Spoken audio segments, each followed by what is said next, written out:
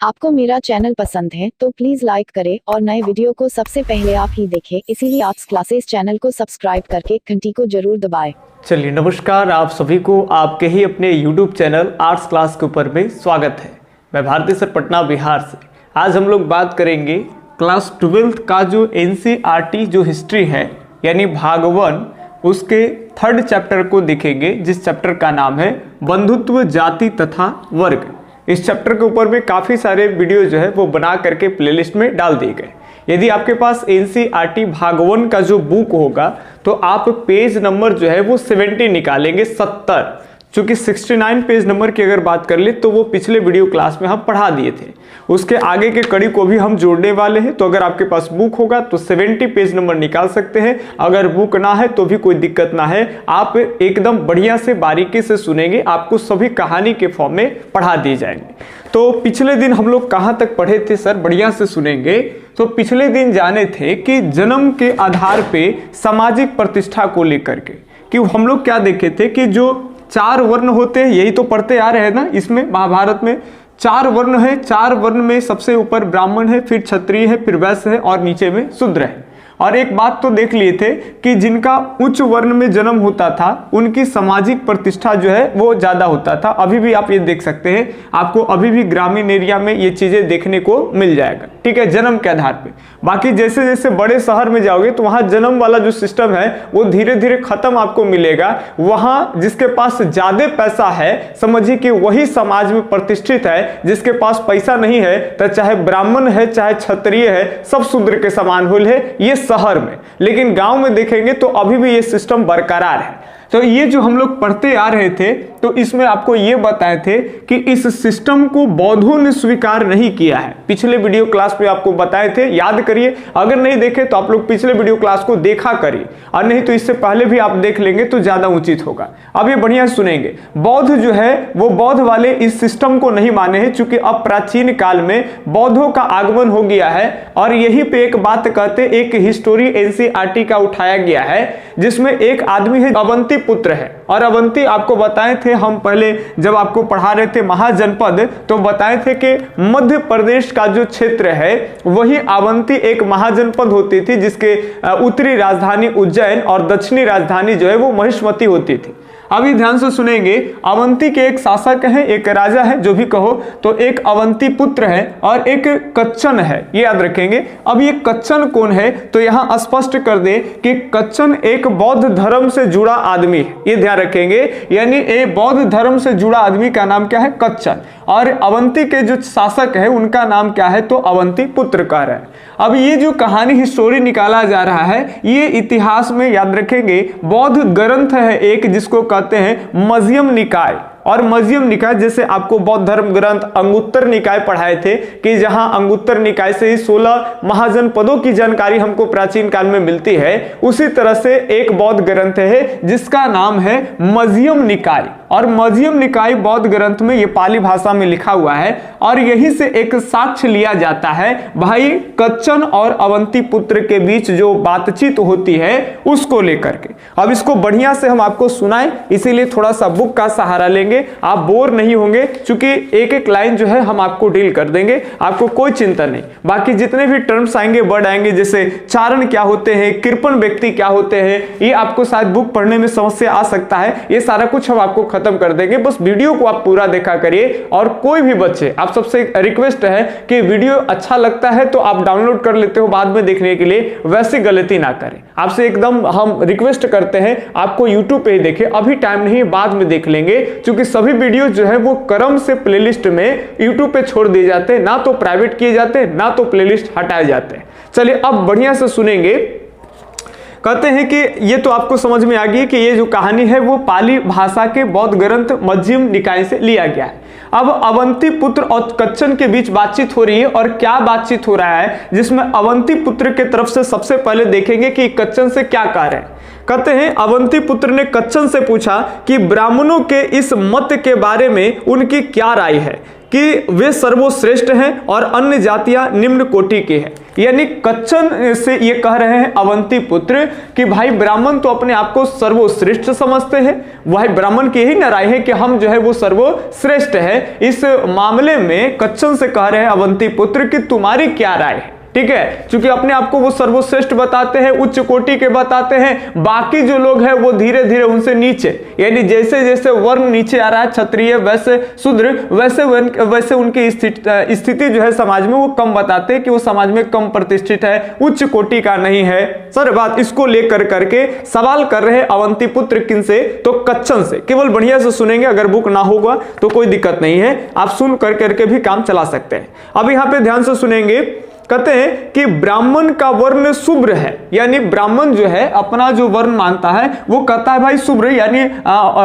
एक प्रतिष्ठा वाला मानता है, एक शुद्धता वाला मानता है ब्राह्मण। किसको, तो भाई अपने वर्ण को। और अन्य जातियां काली है, यानी ब्राह्मण की ये राय है कि अन्य जो जातियां हैं वो काली है, भाई हम गोरे टाइप के आदमी है, हम एकदम शुभ व्यक्ति हैं, हमारी प्रतिष्ठा अच्छी है, ये मानना ब्राह्मण का ही है अपने वर्ण को लेकर करके। बाकी जो जाति के जो लोग हैं उनको लेकर के ब्राह्मणों की राय है कि वो क्या है, तो काली है। अब ये ध्यान रखेंगे आगे क्या कहते हैं अवंती पुत्र। अवंती पुत्र का आगे कहना है कि केवल ब्राह्मण पवित्र है, अन्य नहीं। ब्राह्मण ब्रह्मा के पुत्र है, ब्रह्मा के मुखों से जन्मे हैं, उनसे जो रचित तथा ब्रह्मा के वंशज है।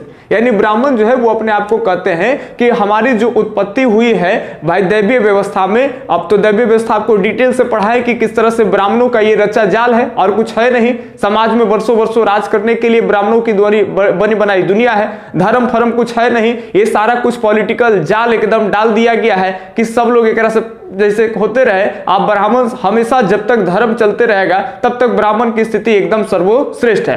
पूरा कस के जाल बिछाया है एकदम। लेखक के उस समय प्राचीन काल में जितने भी महाभारत लिखने वाले हैं, रामायण लिखने वाले हैं, इन सब लेखक के कलमों में कितनी उड़ान रही होगी, कलमों से लेकर करके मस्तिष्क में, आप कल्पना नहीं कर सकते हैं एक एक चीजों को। आगे जब पूरा ये आपका जब चैप्टर खत्म होगा तब आपको समझ में आ जाएगा कि सब महाभारत फेंकू है, ये सब कोई महाभारत सही में नहीं घटा है। क्योंकि जिस महाभारत में आदि पर्व में बहुत बड़ी बड़ी बातें कही जा रही है कि ऐसे ऐसे राजा का किला है भाई पांडव और गौरव के, कि मानो कि एकदम इंद्र के नगरी है, लेकिन इतिहासकार जब वहां पे जाते हैं हस्तिनापुर में जब खुदाई करेंगे तो उनको पता चलेगा कि सिरकंडी के डंटा है और डंटावा के ऊपर में मट्टी के लेप लगा कर करके छत्ता बनौले है और औसन साक्ष्य मिला है। अब आदि पर्व में महाभारत में कितना कलम उड़ा करके एकदम लिखा है, एकदम विद्वान लोग बढ़ा चढ़ा करके उसको कि एकदम इंद्र के दम धरती है, यहाँ पे इंद्र लोग है, कृष्ण जी आ गए हैं, तरह तरह के बातें होगी। चलिए अब हम आपको बताते हैं कि भाई अवंती पुत्र ये सवाल कर रहे हैं किनसे, तो कच्चन से कह रहे हैं कि बताओ कच्चन कि इसमें तुम्हारी क्या राय है कि ब्राह्मण अपने आप को श्रेष्ठ समझते हैं, अपने आप को उनकी जो वर्ण है वो उनको अच्छा मानते हैं, बाकी लोग को काला मानते हैं, अच्छा नहीं मानते हैं, अब पवित्र टाइप के रूप से देखते हैं, अपने आप को पवित्र बताते हैं, अपने को कहे कि हम ब्रह्मा के मुखों से भाई हमारी उत्पत्ति हुई है, तो ये सब में तुम्हारी क्या राय है। अब कच्चन ने क्या कहा भाई, ये सुनने लायक है, बड़े मजेदार बात है, आपको बढ़िया से सुनना है। कच्चन उत्तर देते हैं, कच्चन कौन है ये बात ध्यान रखना है, कच्चन बौद्ध धर्म वाला आदमी है। तब बौद्ध वाला तो ये तो ब्राह्मणीय व्यवस्था में ऊंच नीच का जो सिस्टम है और ऊंच में जन्म लो तो ज्यादा प्रतिष्ठा मिलेगा, इसको तो स्वीकार नहीं करते हैं। तो ये तो उसी अंदाज से ना जवाब देंगे, देखिए इनके अंदाज को देखेंगे।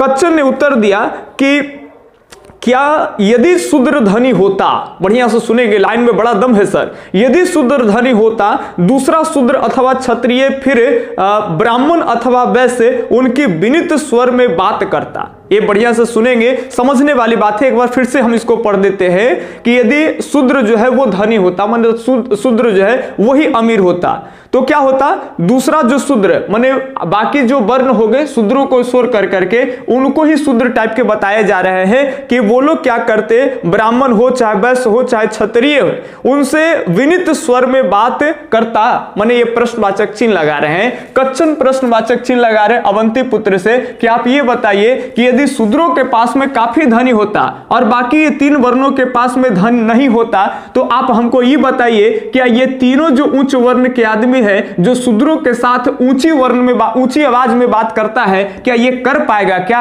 अब ये आपको समझ में नहीं आ रहा होगा, जैसे हम आपको बताते हैं। आज देखेंगे कि जो भी निचली कास्ट के जो लोग होते हैं और जब ऊपर कास्ट के आदमी जब बाजार में मिलेंगे तब बात कैसे करेंगे, तो उच्च जात के जो आदमी रहेगा पूरा एकदम जैसे कि पजामा कुर्ता एकदम मारले है खूब एकदम आदि खादी, और एगो गांव में नीच जात के आदमी आ रहा है और वो बेचारा फटल पुरान के कपड़ा उतारल देवल पहनले है और वो आ रहा है, जैसे देखा तो ओकरा से तनी उच्च स्वर में तीव्र स्वर में बात करेगा, का हो का इन्हें का करने से तू सर बात ना।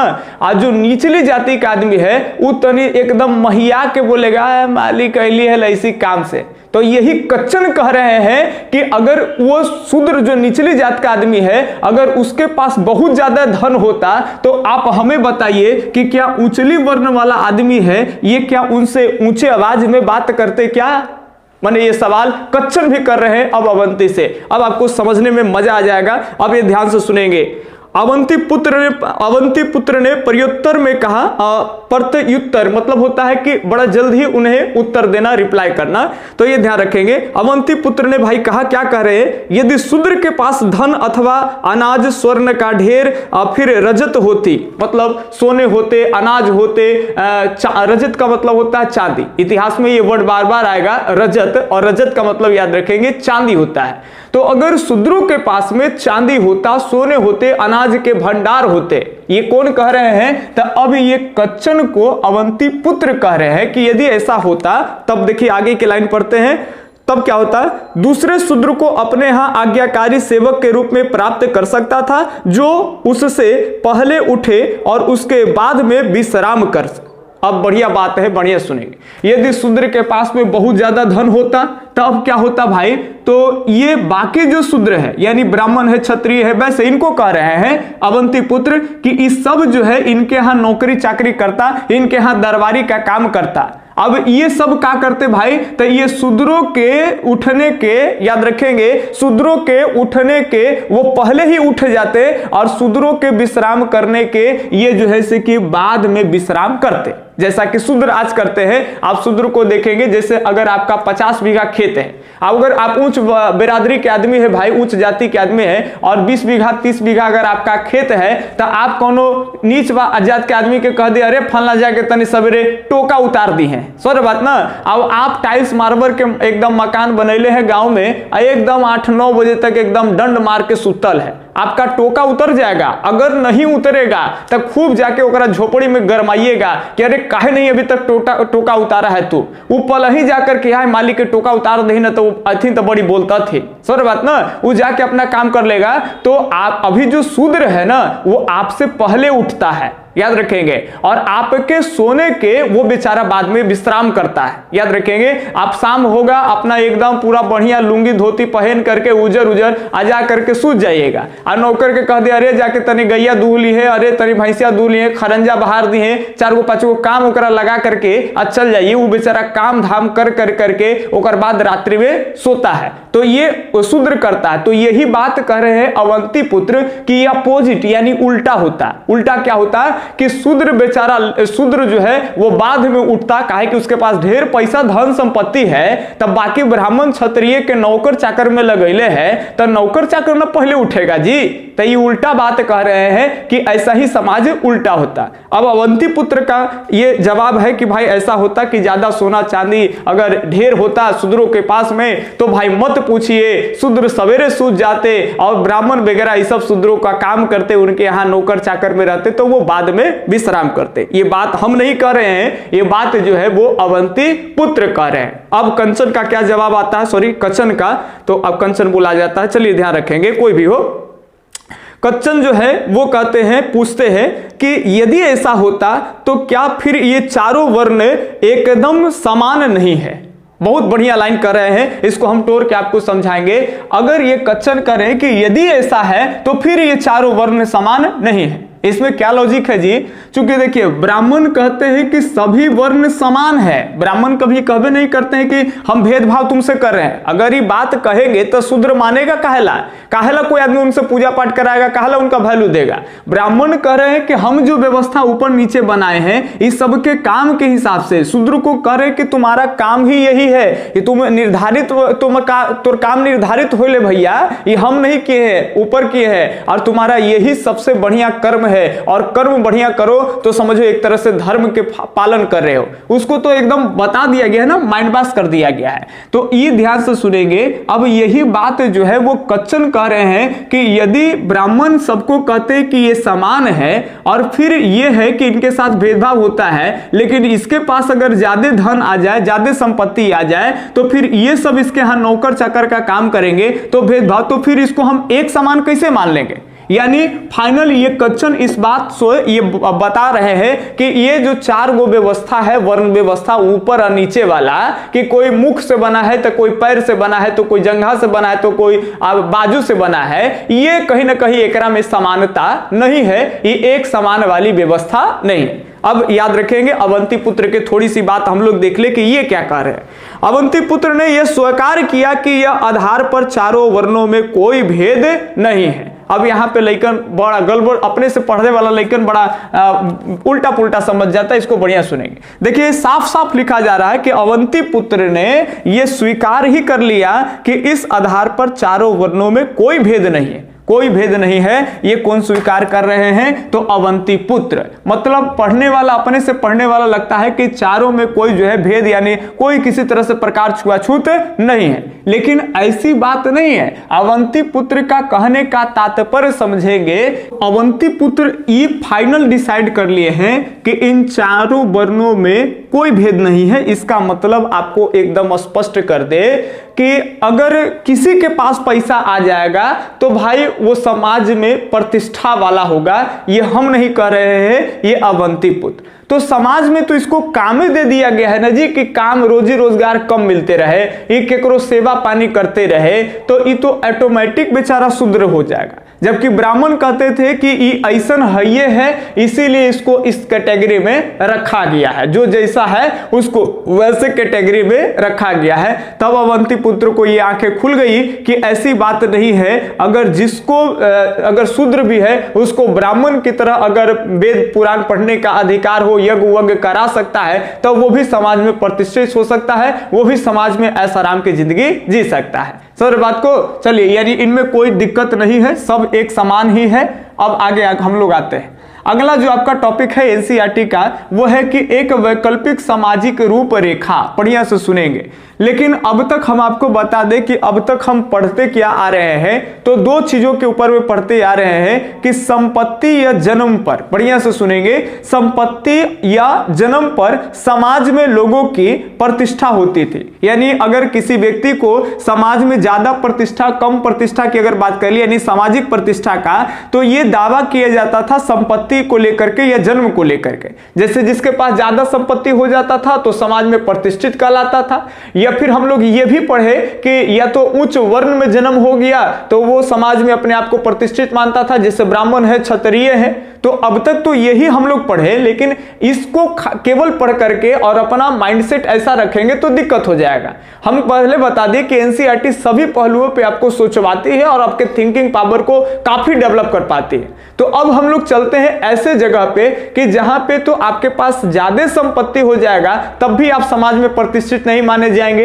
ये अगर ध्यान रखेंगे बात को, ज्यादा संपत्ति का मतलब कौची, आप लोभी आदमी है, ज्यादा धन एब्जॉर्ब कैले है, तब फिर आपको जो है समाज में प्रतिष्ठित नहीं माना जाएगा। दूसरी बात, यदि आप उच्च जात में जन्म ले लिए, चाहे नीच जात में, उच्च वर्ण में चाहे नीच वर्ण में, उससे भी आपको समाज में सम्मान प्रतिष्ठा नहीं मिलने वाला है। तो कैसे समाज में भाई प्रतिष्ठा मिलता था?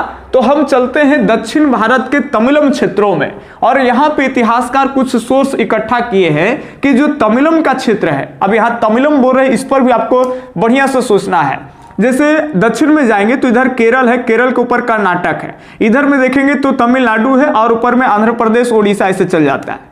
तो यहाँ पे पहले जो है वो चेर राजवंशों ने शासन किए, और दक्षिण में बात कर लेंगे तो पांडे राजवंशों ने शासन किए, और इधर चोल वाले शासन किए। तो ये चेर, पांडे और चोल, इन सबके क्षेत्र को अगर मिला देते हैं तो इन्हीं क्षेत्र को कहते हैं तमिलम क्षेत्र। अब इतनी बड़ी बातें जो है बुक्स में नहीं मिलेंगे आपको, डायरेक्ट वे में लिख देंगे तमिलम क्षेत्र। तो आपको समझना है कि अच्छा दक्षिण भारत के क्षेत्र मोटा मोटी समझेंगे, केरल है, कर्नाटक है और तमिलनाडु वगैरह ये सब जो राज्य है, ये सारा क्षेत्र आते हैं, इसको कहते हैं तमिलम क्षेत्र। यहाँ पे एक कहानी निकाला जाता है, याद रखेंगे। इसमें क्या होता है कि कहते हैं कि यहाँ 2000 वर्ष पहले की बात कर ले तो यहाँ सरदारिया वाला सिस्टम होता था। बढ़िया से सुनेंगे, 2000 वर्ष पहले इन तमिलम जो क्षेत्र है यहाँ पे सरदारिया होता था। सरदारी नहीं समझ रहे? जैसे मान लेते गांव में बहुत सारे लोग हैं तो वो अपना एक सरदार यानी मुखिया, एक राजा की तरह जो है किसी को चूज किए कि भाई तुम हम लोग को लीड करो। हमारे मान लेते खेत खलिहानी में धान है, मसूरी है, जो भी फसल वगैरह होंगे उसको अगर हम लगाते हैं तो खलिहान में से कोई चोरी कर लेता है तो तुम कुछ पैसे लो या तो अनाज वगैरह देंगे और अनाज घर घर से आपको हम देंगे और आप हमारे धन संपत्ति की रक्षा करना। यानी एक तरह से प्रारंभिक में राजा को लेकर के कर रहे हैं कि लोग ये चयन करते थे राजा को। तो प्रारंभिक शुरुआती दौर में राजा की स्थिति को देखें तो एकदम राजा फकीर के समान है। राजा जो है वो ऐसे 2 4 चमचा रखेगा और वो भी चमचा कैसे रख रहा, 2 4 सेना सिपाही, तो गांव के लोग जो है कुछ कुछ दे रहे हैं। तो अब एकरा में कोई ही मान लेते हैं कि मार भात चोखा बना, तो कोई पहुंचावे आ रहा है कि ल राजा मार भात चोखा बना है। कोई आदमी ही फुलौड़ी बन जाएगा तो कहेगा कि लीजिए तनी फुलौड़ी है।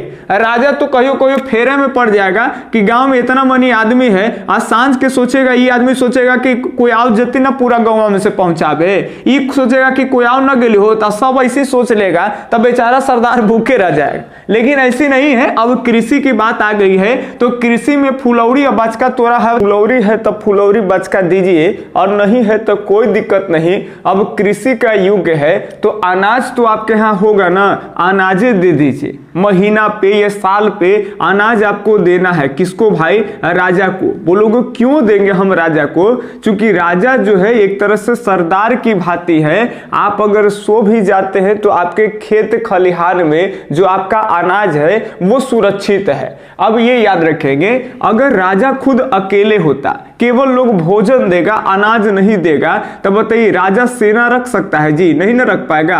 क्योंकि ये सब मान लेते हैं ये सेना जो राजा रखेगा तो ये सेना को भुगतान करना होगा महीने के वेतन के रूप में। तक कृषि में अनाज आ रहा है, जनता से राजा अनाज ले रहा है तो ये अनाज ही सेना को भुगतान करेगा। क्योंकि राजा के पास चाहे सरदार के पास सेना का होना बड़ा जरूरी है। क्योंकि आप सोच सकते हैं कि एगो खुद सरदार गांव की रक्षा कैसे कर सकता है? चोर लोग 5 10 से केकरो जैसे कि मसूरी चुरा लेगा, बूट चुरा लेगा, खलिहान में से केकरो ही चोरी कर लेगा। और राजा जानेगा तक अकेले राजा क्या कर सकता है? किसी को न्याय नहीं कर सकता, दंड नहीं दे सकता है। काहे भाई? राजा खुद अकेले है, चोरवन से 5 10 के गुट में रहता है। जहां राजा धरा जाएगा उसे लगेगा गांजे। सॉरी बात ना। तो राजा के पास में भी 50 100 शुरू तो कम होगा। जब इस सेना रखेगा तब ना 5 चोर के मार के एकदम ठेठा देगा। सॉरी बात। तो ये इस तरह के जो है वो सरदारी वाला जो बात है वो आज से 2000 वर्ष पहले की आपको बातें बताई जा रही है एनसीईआरटी के थ्रू कि तमिलम वाले क्षेत्र में होते थे। अब यहाँ इनके यहाँ 2 व्यक्तियां भी होते थे राजा के पास। क्योंकि डेली तो लड़ाई वाला बात चलेगा नहीं कि राजा अपने प्रजा के लिए लड़ रहा है या फिर चोर लोग का से संबंधित न्याय वगैरह देख रहा है। तो बाकी दिन जब राजा खाली होते थे तो उनके मनोरंजन के लेकर करके उनके दरबार में कुछ कलाकारी लोग भी रहते थे, कुछ बड़े बड़े विद्वान भी होते थे, कुछ बड़े बड़े कवि होते थे जो राजा को कहानियां सुनाते थे। विद्वान लोग क्या करते थे? राजा का जो भी बढ़िया बढ़िया काम होता उनको वो लिखते, यानी इतिहास लिखने के रूप में वो दरबार में रहते। तो इस तरह से 2 व्यक्ति का नाम हम यहाँ पे बताएंगे आपको। एक कहते हैं चारण और एक को कहते हैं कविया। कवि आप समझते होंगे, बहुत दिन से पढ़ते आ रहे हैं, लेकिन यहाँ पे आपको शायद मुश्किल हो रहा है चारण को लेकर के। ये एनसीईआरटी के बुक में आपको मिलेगा। तो चारण उसको कहते हैं जो राजा के दरबार में पढ़ा लिखा विद्वान व्यक्ति होते हैं, उन्हीं को चारण कहते हैं। अब ये याद रखेंगे, बाकी आप कवि जान रहे हैं। तो इसको लेकर के यहाँ पे एक हिस्टोरी यहाँ पे लेंगे। हिस्टोरी का मेन टाइटल होगा कि निर्धन दानी सरदार। अब इससे पहले हम आपको बता दें कि इन तमिलम वाले क्षेत्रों में ऐसी प्रतिष्ठा था कि भाई आप ऊंचे वर्णों में जन्म लिए हैं तब आप श्रेष्ठ नहीं है। आप कितना दान करते हैं उसी हिसाब से, यानी ज्यादा जो आदमी दान करेगा चाहे कितना भी गरीब क्यों ना हो, दान करने वाला ही आदमी जो है वो समाज में प्रतिष्ठित माना जाएगा, यानी सामाजिक प्रतिष्ठित के रूप में देखा जाएगा। अब यहाँ पे बात हम लोग करेंगे, लेकिन एक वर्ड और आपको बता दें, एक होता है कृपण व्यक्ति। अब ये कृपण व्यक्ति किसको कहते हैं ये भी आपको बुक में मिलेगा। कृपण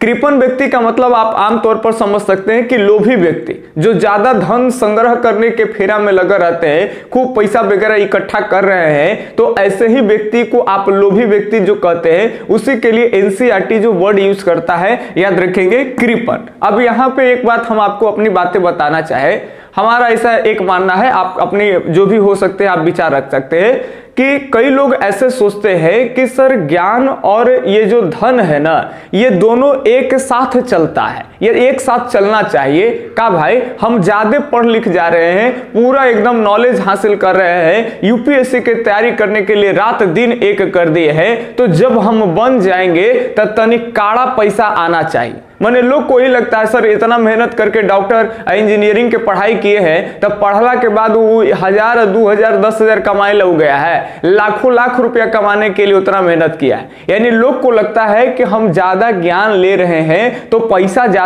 आना चाहिए, धन बढ़ना चाहिए, यानी ज्ञान और धन जो है वो एक दूसरे के पूरक होना चाहिए।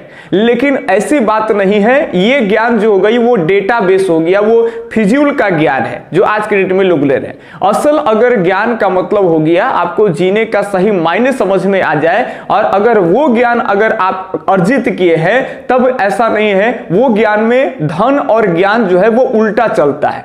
यानी जितना आप ज्ञानी हो जाओगे उतना ही आप फकीर हो जाओगे। क्योंकि आप कल्पना कर सकते हैं कि धन आपको क्या बनाता है, धन आपको लोभ लालच में डालेगा। जितने पैसे हो जाएंगे आपको लगेगा और पैसे आ जाए और ये हो जाए और हो जाए, 2 जगह जमीन खरीद ले तो लगेगा कि और तीसरा जगह जमीन आ जाए, ये हमेशा लोभ में। और ज्यादा धन इकट्ठा करने में लग जाओगे तो जरूर केकरो गरीबे के खून ऊन चूस कर करके 2 पैसा बेमानिए क्या ना लाओगे जी। तो ये होता है। तो फिर आप कैसे कहते हैं कि हम बड़ी ज्ञानी आदमी हैं? सर बात ना। अब महात्मा बुद्ध उस समय में प्राचीन काल में तो ज्ञानी है, नो डाउट, आप भी कहते हैं, आप हम सब लोग मानते हैं कि ज्ञानी है। तो महात्मा बुद्ध के पास में क्या था? पहनने के लिए जो भी कपड़े होंगे और हाथ में एगो कटोरा। इसके अलावे में भी बुद्ध के पास बड़ा बड़ा बिल्डिंग था क्या उस समय काल में? या फिर जो भी हो बाकी सबके कच्ची मिट्टी के है, तो क्या बुद्ध के पक्की मिट्टी के घर थे? उनके पिताजी जो बनाया अलग बात है, लेकिन उनके हाथ में तो कटोरा ही होता था। तो यही हम आपको कह रहे हैं कि ऐसी बात नहीं है कि असल जो ज्ञान होता है, सच्चा जो ज्ञान होता है, तो ऐसा नहीं है कि ज्यादा अर्जित होने के बाद जो है वो आपके पास धन भी ज्यादा उपलब्ध हो जाए। ऐसा नहीं है, धन कमता है। चूंकि आप ज्ञानी व्यक्ति हो, आपको सांसारिक सुखों से जैसे कि मतलब नहीं रह जाएगा। किसी के खून चूस करके हम अगला बाल बच्चा के लिए खूब धन इकट्ठा कर रहे हैं, वो ऐसी तो छवि होगी नहीं आपके। चलिए, ये हम अपने मन के भाव जो है आपके सामने रखे। अगर आपको अच्छा लगता होगा तो कमेंट भी क्या करिएगा, ठीक है। अब यहाँ पे हम ये आपको सिखाएंगे, एनसीईआरटी सिखा रही है कि जो तमिलम वाले क्षेत्र में जितना दानी होंगे वो समाज में उतना ही प्रतिष्ठित होंगे। अब इसको समझाने के लिए हम आपको एक कहानी का अभी सहारा लेकिन याद रखेंगे, दानशील व्यक्ति सम्मान के पात्र होगा और जो कृपण यानी लोभी व्यक्ति होगा सर, वो घृणा के पात्र होगा। घृणा मतलब लोग उनसे जो है कि घृणा करेंगे, कहीं ना कहीं हीन भावना से देखेंगे। लेकिन जो दान देने वाले हैं उनको श्रेष्ठ भावना से देखेंगे। एनसीईआरटी का अगर आपके पास पेज नंबर है तो हम आपको बता दें, एनसीईआरटी बुक का 71 पेज नंबर, 71 पेज नंबर निकालेंगे। अब यहाँ पे बढ़िया से पढ़ेंगे। बुक 1 है, इसमें कोई चेंजिंग नहीं है, नए सिलेबस के अकॉर्डिंग हम आपको बता रहे हैं, कोई चेंजिंग नहीं है। तो आप पहले वाला बुक भी रख करके स्टडी कर सकते हैं, कोई दिक्कत नहीं। अब यहाँ पे एनसीईआरटी का टाइटल है निर्धन दानी सरदार। यहाँ पे हम आपको बता दें, ये जो सोर्स है वो तमिलम संगम साहित्य से लिया गया है, जो कि आज से लगभग कहते हैं प्रथम शताब्दी ईसा पूर्व में ये पदावली से लिया गया है। जैसे पदावली का मतलब आप जानते होंगे, हिंदी साहित्य के मुख्य 2 विधाएं होते, एक गद्य और एक पद। तो पद में जो भी श्लोक फॉर्म वगैरह इस सब का यूज होता है, तो उसी तरह से ये रचना किया गया है। अब इसमें क्या है भाई, इस रचना में एक चारण अपने आश्रयदाता का चित्रण अन्य कवियों के समक्ष इस भांति कर रहा है। यानी जो चारण है, चारण का मतलब अभी हम आपको बता दिए कि राजा के दरबार में रहने वाले जो एक विद्वान टाइप के जो लोग होते हैं, पढ़े लिखे, काफी तीव्र बुद्धि के होते हैं भाई, तो ऐसे व्यक्ति को चारण कहते हैं। और ये चारण अपने आश्रयदाता का मतलब अपने शायद सरदार के बारे में ही बोल रहे हैं कि जिन्होंने हमें आश्रय दिए हैं उनके बारे में। यानी अपने सरदार, यानी एक सरदार और एक चारण। लिखेगा कौन? तो लिखने का काम चारण का होता है। तो चारण अपने सरदार के बारे में बता रहा है। क्या बता रहा है? कहते हैं उसके अर्थात ब्रैकेट में लिख दिया गया है आश्रयदाता, यानी जो उनके आश्रय देने वाले हैं दरबार में, उनके बारे में कह रहे हैं उनके पास हर रोज दूसरे पर खर्च करने के लिए धन नहीं है। ये ध्यान रखेंगे, माने सरदार के बारे में कह रहे हैं कि सरदार इतने कम पैसे हैं उनके पास, या धन न के बराबर है कि हर रोज किसी को वो दान दे सके या हर रोज किसी को भोजन वगैरह जो भी है दे सके, इतने उनके पास में धन वगैरह नहीं है। एक बात, यानी सरदार की हालत बड़ी खराब है।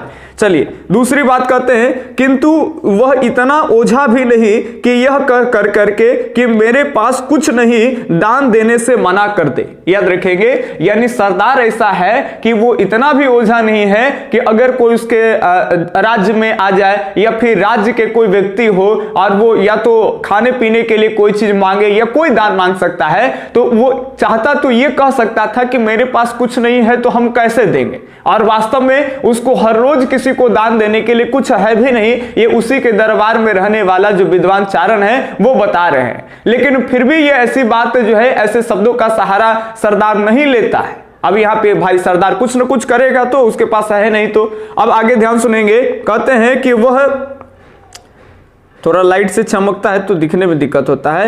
वह इरंतई एक स्थान है, ब्रैकेट में लिख दिया है कि इरंतई यानी एक स्थान है, वो इरंतई में रहता था। एक ऐसे जगह की चर्चा करें जहां पे वो रहता था, उससे आपको कोई मतलब नहीं है, केवल हिस्टोरी को पढ़ेंगे। और दान प्रिय है, वह चारणों की शुद्धा का शत्रु है। ये ध्यान से सुनेंगे, एक वर्ड है जिसको आपको समझना है, यहाँ पे शुद्धा है, ये ध्यान सुनेंगे। शुद्धा जो ये शब्द है, ये जो शब्द है आपका, इसका मतलब होता है भूख। और ये चारण कह रहा है कि हमारे जो राजा है वो भूख के क्या है तो शत्रु है, मतलब दुश्मन है। मतलब तो ये तय है कि किसी को भूखा जो है वो सरदार देखना नहीं पसंद करता है। तो भाई क्या होता है, कहते हैं कि यदि तुम अपनी गरीबी को समाप्त करना चाहते हो तो मेरे साथ आओ। याद रखेंगे, सरदार ये कहते हैं चारण से कि यदि तुम अपने गरीबी को समाप्त करना चाहते हो तो तुम हमारे साथ आओ। और तुम सभी चारण जिनके होठ इतने दक्ष है, ये ध्यान रखेंगे, ये सरदार बोल रहा है कि तुम लोगों के सब चारण को कह रहा है कि तुम्हारे होठ इतने दक्ष है। दक्ष का मतलब भाई तुम इतने ज्ञानी हो, तुम इतने मीठे मीठे बोल सकते हो, इतने बढ़िया बढ़िया सोच सकते हो, तो ऐसे व्यक्ति भूखा रहे ये हो नहीं सकता है। भाई ये सरदार का अपना एक सोचना है, आप इतने समझ सकते हैं। कहते हैं कि यदि हम सारे प्रार्थना करेंगे और अपनी भूख से छीन हुई पसलियां उसे दिखाएंगे, यानी अगर हम सरदार से कहें कि हम लोग भूखे हैं, कई दिनों से खाना नहीं खाए हैं, और ऐसे कह करके जो हमारे पेट में जो पसलियां निकल जाते हैं वो अगर सरदार को दिखाएंगे, तब आगे सरदार क्या करता है भाई, कहते हैं कि तो वो अपने गांव के लोहार के पास जाएगा और उसे सच में हाथों वाले, एक मिनट, और उस सच में हाथ वाले से कहेगा मुझे युद्ध के लिए एक लंबा भाला तैयार कर दो, एक ऐसा भाला जिसका सीधा फलक हो। ये ध्यान रखेंगे, यानी जो उसके सरदार होते हैं वो अगर सरदार के चारण लोग कहेगा कि सर हम भूखे वगैरह हैं, हम लोग कई दिन से खाना नहीं खाए हैं, तो वो सीधे कहेगा कि तुम मेरे साथ आओ। और वो गांव के बाहर एक जो है लोहार के पास जाते हैं और लोहार को कहते हैं एकदम बढ़िया फलक। फलक क्या होता है, हम आपको पहले वाला जो चैप्टर था ईंटें मन कसतियां, वहां पर हम बताए थे कि औजारों में पत्थरों के आगे लगाए जाते थे जिससे थोड़ा शिकार करना आसान हो जाता था। तो ये कहते थे कि एक औजार बनाओ बढ़िया फलक एकदम लगा करके कि शिकार मारे तो एकदम पक्का हो जाए। और राजा वही करता, शिकार कर करके और अपने यहाँ जो चारण होते, जो कविया होते, उनका वो भरण पोषण करते। आप सोच सकते हैं कि राजा कितना दानी है। भाई दानी का क्रेडिट हमारे देश में, हमारे इतिहास में बहुत ज्यादा रहा है। आप सोच सकते हैं कि हमारे यहाँ का जो स्वामी विवेकानंद थे, जो शिकागो सम्मेलन गए थे, तो वहां पर भी भारत को लेकर करके बहुत बताया कि भारत जो है वो बहुत बड़ा एकदम महान दानी है। वो कहें कि हमारे यहाँ के जो लोग हैं, भारत के लोग अगर 100 दिनों से भी अगर भूखा व्यक्ति होंगे और बड़ा मशक्कत से उनको अगर 2 वक्त के रोटी अगर हाथ लगता है और फिर भी अगर उनके सामने अगर कोई भूखा आदमी आ जाए जी, तो उसको बड़ा मुस्कुरा करके और वो दान दे देते हैं। ऐसा ही हमारा देश है भारत। तो ये याद रखेंगे। हम ऐसे क्षेत्रों की हम चर्चा किए जहां पे दक्षिण भारत के तमिलम में कि ना तो आपको जन्म लेने से आपकी सामाजिक प्रतिष्ठा बढ़ती और ना ही आपके पास ज्यादा संपत्ति हो जाता तब आपकी सामाजिक प्रतिष्ठा बढ़ेगी। तो आपके समाज में ज्यादा जो है कि लोग सम्मान के नजर से कैसे देखेंगे, तो जब आपको दान की क्षमता होनी चाहिए, यानी किसी को दान देने आना चाहिए। ऐसा नहीं है कि केवल अपने बाल बच्चे के लिए पैसे जमा करने रह रहे, आप फकीर भी है फिर भी एक कोई आ गया तो उसको कुछ कर करके यहां तो हम हार्ड वर्क कर करके लाके कुछ उसको दे देंगे तो आप दानी है, आप समाज में सम्मान के प्रमाण है। तो चलिए अब बहुत सारी चीजें हैं जो धीरे धीरे अगले के वीडियो लेक्चर्स में हम लोग देखते रहेंगे। अगर आपको समझ में आता है तो लाइक कर दिया कीजिए, और अगर कोई भी प्रश्न होता है आप कमेंट करिए एकदम बेहिचक। हम बार बार आपको आपके कमेंट के इंतजार करते हैं, आपको कमेंट के लिए प्रेरित करते हैं, फिर भी आप लोग नहीं करते हैं। चलिए आगे के वीडियो पार्ट्स हम लेकर के आते रहेंगे नए सिलेबस एनसीईआरटी के अकॉर्डिंग। मिलते हैं अगले वीडियो लेक्चर्स में, तब तक के लिए धन्यवाद। जय हिंद, अल्लाह हाफिज।